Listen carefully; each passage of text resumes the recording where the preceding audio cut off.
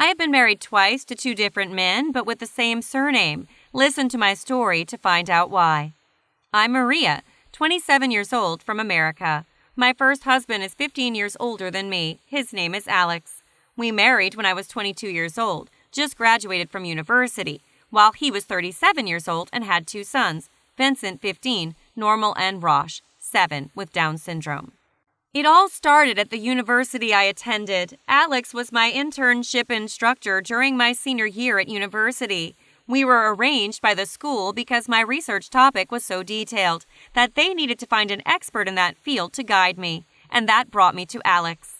We shared the same passion for microbiology research, and he immediately became interested in my research topic. We often spent hours in his office or the school's lab discussing my research passionately.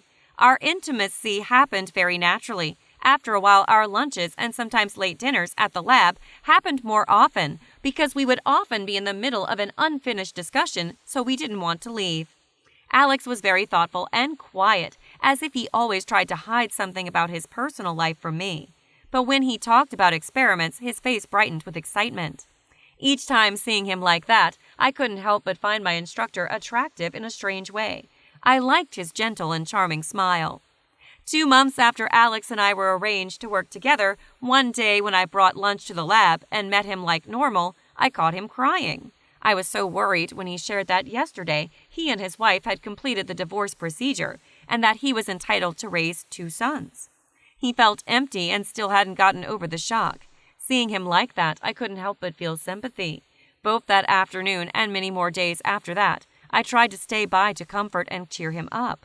I cared about my teacher in a more personal way than just as his student. After months of guidance from Alex, I completed my thesis. Our feelings have developed so much more. He helped me get the position of a laboratory assistant at the university. Of course, that was also for us to be closer together. And what had to come did come. After dating each other secretly for 7 to 8 months, Alex proposed to me and I said yes. After the marriage, we and Alex's 2 sons lived quite happily together. In the beginning, everything was very lovely. My job at the lab was quite leisurely, so I could take care of our family well. The first 3 years of marriage went smoothly, but Alex and I could not have children together despite consulting various medical methods.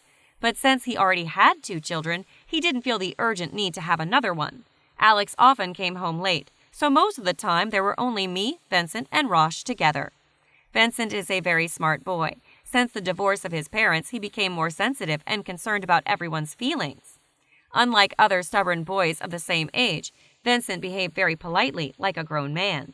The boy did not object or cause trouble with a stepmother like me, but on the contrary, he actively made friends with me.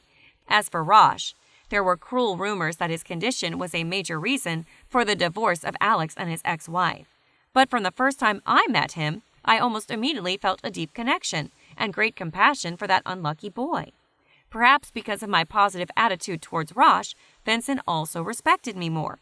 Also, having experienced the shock of his parents' divorce, Vincent's thoughtfulness was understandable. But later, disaster struck our family. It was the day when Alex went to another state to attend seminars with his colleagues. They got into a traffic accident, and my dear Alex never returned to us. When I heard the news, I fainted. At that time, Vincent was 18 years old, not mature yet, but tried to remain calm and brave to take care of his father's funeral and look after me and his brother at the same time. I never thought I would be so weak, but Alex's death completely ruined me. Finding me like that after the funeral, despite being extremely busy with the college entrance exam, Vincent took the time to prepare food to bring to my room and spend time to take care of his sweet brother. There were times when I was crying in the room alone. I was startled when I felt a hug around me, the familiar warmth of Vincent. He just silently hugged me like that without saying a word, leaving me crying to heal my heart. The following days, Vincent insisted that I go out with him to change my mood. I realized how irresponsible I was when I didn't care to face the loss and let Vincent have to take care of not only his father's funeral, but also me and our poor Rosh. And that's when I knew I had to fight for them too. Vincent persuaded me to take Rosh for a picnic, shopping, and watching movies like the old days to move on. That 18-year-old boy always got home on time for dinner instead of gathering with friends after school. He wanted to be there to help me look after Rosh and do household chores. I was very touched by that sentiment, especially when the look of Vincent's eyes reminded me so much of Alex's kindness. He resembled his father so much. Vincent has told me sincerely several times, I will never let another woman suffer from an emotional loss in this family anymore. I moved, but probably didn't understand all of what Vincent said at the time. On Vincent's graduation day, I was the only family member he had there. I sent Rosh to my relative to take care of. At a later celebration at Vincent's friend's house, he would not leave me half a step and introduce me to all his friends, but only said that my name was Maria and not as his stepmother. Some of Vincent's friends naively asked if I was his girlfriend, making me blush in embarrassment, but Vincent only laughed with pride. We had a good time at that party. It had been a long time since I'd been partying like that. I was a lot more relieved, so I drank a lot, and I didn't remember anything until the next morning. I woke up on a strange bed. My head hurt because of a hangover. I smelled a familiar scent by my side, so I turned to look. Oh my God, it was Vincent! I sat up in a panic to realize what we both did. My God, what have I done with my husband's son? At that moment, Vincent turned and saw my frightened face. He sat up. His expression was completely calm. I was so ashamed of what happened, so I couldn't say a single word and just cried. But what Vincent said later changed my life. Maria, there's nothing to regret. I don't know how you feel, but my feelings for you are honest and real. I was heartbroken about my father's death, but I also loved you, Maria. I was fully sober last night. My feelings do not need alcohol to show. If you feel the same way, no matter what outsiders say, I am determined to protect you and make you happy forever. Okay, I'm ready for your insults.